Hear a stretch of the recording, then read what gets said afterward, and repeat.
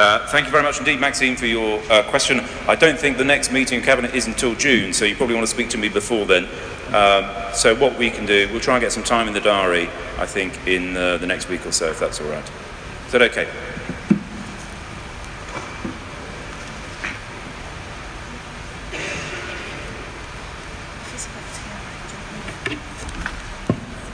I would like to thank the public questioner for attending this evening.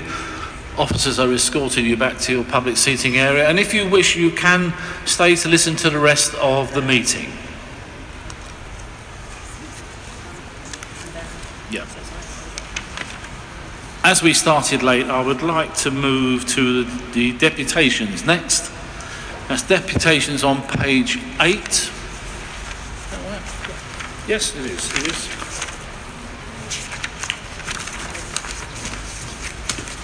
So therefore, time for deputations. As part of the programme motion, members agreed to hear 3 deputations. Can officers please bring forward the first one, which is from the Leathermarket JMB. Thank you.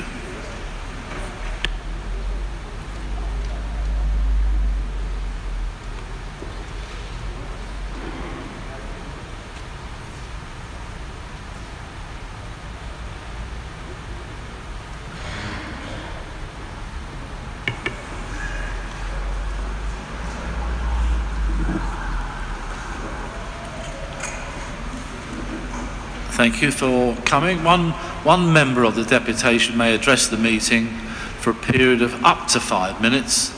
After this, members may ask questions for a further 5 minutes. The deputation should address their comments to the subject described in their request. You have 5 minutes. Thank you.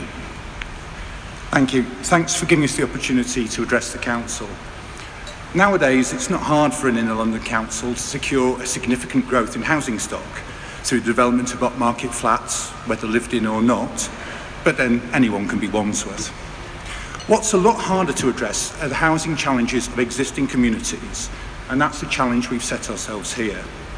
Southwark undeniably has proved in recent years to be a visionary council when it comes to council housing. Working with local residents, it secured changes in housing legislation to allow residents to take greater control of their estates, and ministers continue to come here to visit to see what's going on here. That's something special. This support and understanding has allowed Leathermarket Community Benefit Society to develop its fundamentally different way of bringing forward new homes. Starting with our neighbours and a shared understanding of housing needs, we take a genuinely blank sheet of paper and work up our plans with potential future residents and neighbours of a site. The CBS has proved itself competent, capable and effective in delivering new homes.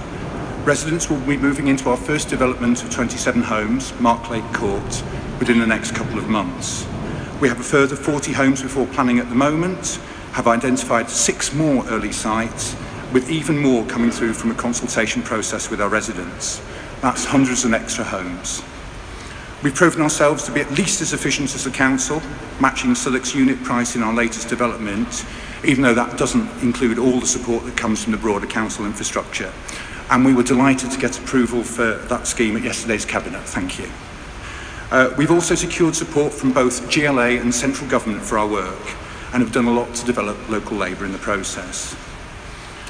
This process doesn't always go as smoothly as it could or should. Central to the ability of this resident-led approach, which can see more homes built on more sites more quickly than the council acting alone, is walking people from our estates step by step along the development journey, keeping their trust and confidence all the way through. This is particularly true as the potential for more ambitious schemes becomes apparent, and we've got some of those on the cards. Unfortunately, the stop-start nature of reality has taxed this residents' trust and involvement substantially. I mean, there's a thin line between appropriate governance and needless bureaucracy, and we've not always fallen on the right side.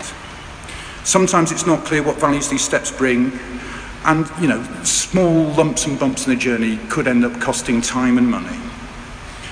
We've clearly established a proof of concept for our way of working, and I was delighted that yesterday's Cabinet agreed to shape a set of principles to support this community-led approach to strengthening local council homes for people, helping us to move on, and other groups to follow in other parts of the borough.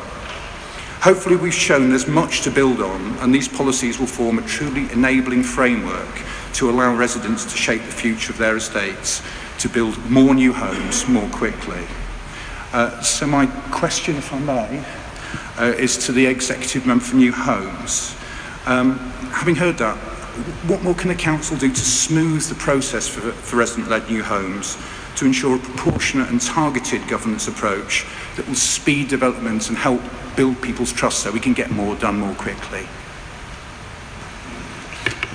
I'd like to thank the deputation and everybody involved with the Leathermarket JMB and the Leathermarket CBS for all of the work that you've put in to working up and getting the real resident support for the new homes at Marklake Court and also at Joseph Lancaster. And I'd also like to thank the officers for the huge amount of time and effort that they've put in to get the funding in place, get the governance arrangements correct and get these schemes off the ground.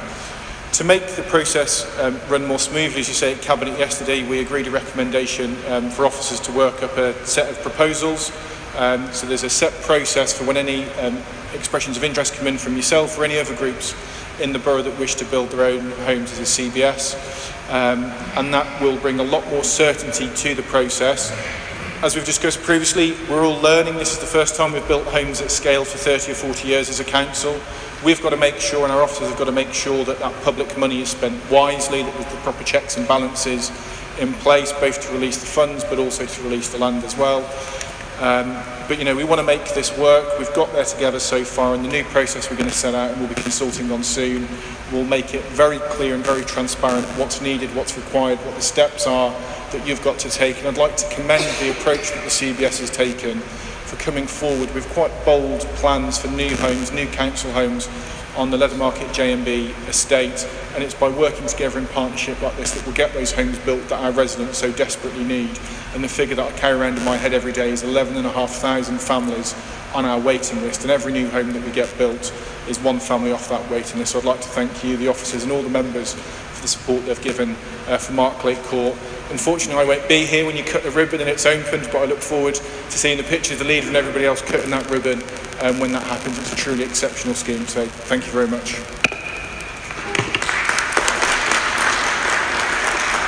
Thank you, Councillor. We have 5 minutes for members' questions in total. So far, we've had Ben Johnson wants to speak, followed by Helen Dennis. Anyone else wants to speak after that? Your 5 minutes will probably be up, but right. So we'll start with Ben. 5 minutes in total for the 5 minutes. Wonderful. Thank you very much for coming, and I want to praise the really innovative work that you're doing and community-led house building. I know the process has been challenging in parts, and I think all of us are really pleased at the huge progress made. You asked what the council can do better.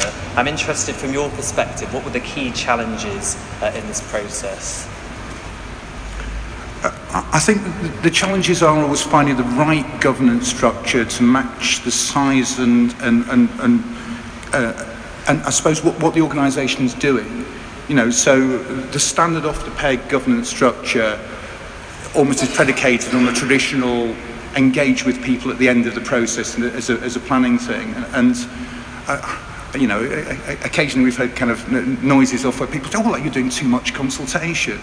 So I think, you know, we're right. It's been a journey, a learning process, and I think what we need is a proper governance process that fits the size of the organisation, and also, I mean, with the exception of Beverly, our programme director, we're all volunteers here, and bumping through what is the bureaucracy of local government when we just give up our evenings to do this out of fun, you know, can sometimes be quite painful, and it's even harder to explain that sometimes, as I said, the stop-start nature to residents out there. You start to walk people along the garden path, and if you're planning an ambitious scheme, it really is predicated on residents' trust, and they don't always understand what I've heard called the Byzantine nature of local government. So, you know, I think a thought about how we can keep a real resident focus on this and trying to keep a light but appropriate touch on governance is the most important thing. I mean, I'm hoping now we've got 2 schemes under our belt that everybody will be a lot more confident with the process. I know when we started with the very first scheme, I think we were the first organisation in the country to do anything like this. And, you know, when you're talking about tens of millions of pounds, you know, it's quite interesting signing a cheque for a £10 million development, as Chris and I did. It's something you won't get to repeat many times in your life. But you know, obviously with that much public money at stake, with a new model, you know, everybody's going to be really cautious. I'd like to think we've got over that caution now, but, you know, it's about getting everybody on board. And also, you know, we will be doing things differently. We're not the only way of doing things, and it's, you know, it'd be good to make sure that officers are always clearly aware there are maybe more than one way of doing things. And just, as I say, if you can understand and support community groups, then I'm a great fan of the Let 1,000 Flowers Grow approach. And I think that will help things move forward. But that does require an understanding of the slightly different dynamics that keep people like us turning up to meetings on a rainy November Tuesday. Right, thank you. Councillor Dennis, you've got about just under 2 minutes. Yeah. Thank you. I think that all of us, certainly the Chaucer councillors, we're really excited about the Joseph Lancaster site, 40 new homes which are all going to be at social rent if that all goes through planning as it should. So thank you for all of your work on that. I think it's fair to say that a lot of developers who come to our borough could probably learn something from the way in which you have worked with local residents and really brought people along with you in that process. It's a question, isn't it? I wonder if you could tell us a little bit more about how you've involved residents in the design, in the planning, and whether you could make recommendations to others in terms of how they can do that effectively in the future. I think the most important thing is to start from what we all have in common. You know, normally if you speak to people about, well, what would you like on this space on your estate? People say, oh, nice green space, or maybe some, you know, seats or benches or something. But, you know, you speak to people and everybody is well aware of the real housing need there is at all levels, but particularly at council rent levels on the estates. And if you start saying, we are a community, we're trying to deal with one of the most pressing needs of our community, which is housing. And everybody understands that. People know about the overcrowded neighbours above them and below them and either side of them. And actually, you build that common understanding, and then you start, and you genuinely start with a blank piece of paper. I think people get really, really pipped off when, you know, somebody just pulls that plan out of the bag and says, here we are, this is what we've all thought about, you know, don't worry your little heads about it. 10 seconds. This is the plan.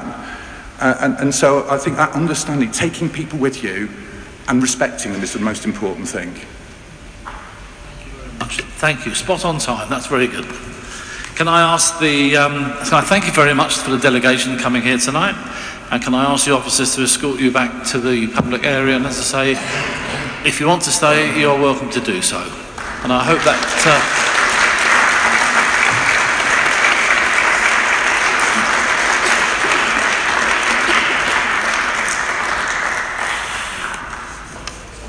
can officers bring forward the second deputation? This is from the residents of Styles House.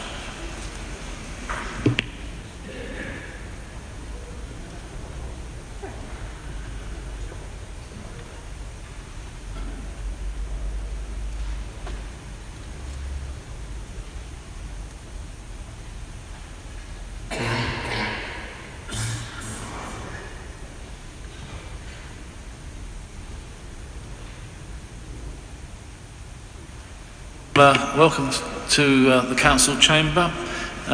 So one speaker, and you have 5 minutes. Thank you very much. Oh, it's come on. Excellent. We're from Styles House, which is a TMO like Leathermarket. We're based next to Southwark Tube Station.